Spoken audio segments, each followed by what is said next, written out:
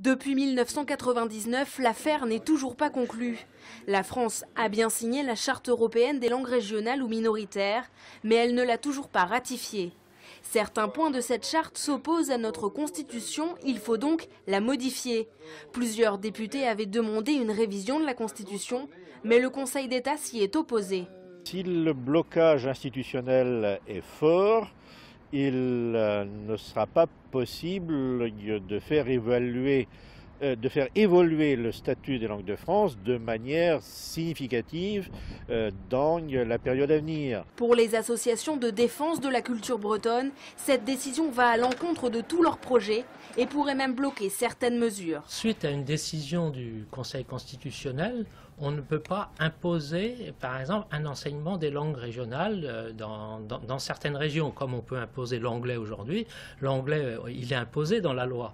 Hein. On ne pourrait pas faire la même chose pour les langues régionales, ne serait-ce qu'une initiation, ça pourrait être considéré comme contraire à la Constitution. Même si la charte n'a pas été ratifiée, le breton n'est pas si mal loti.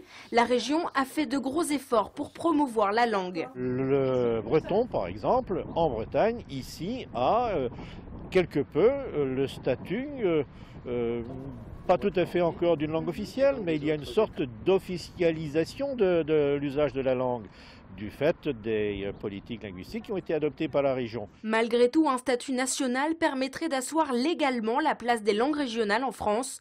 Le pays est un des derniers à ne pas avoir ratifié ce texte en Europe.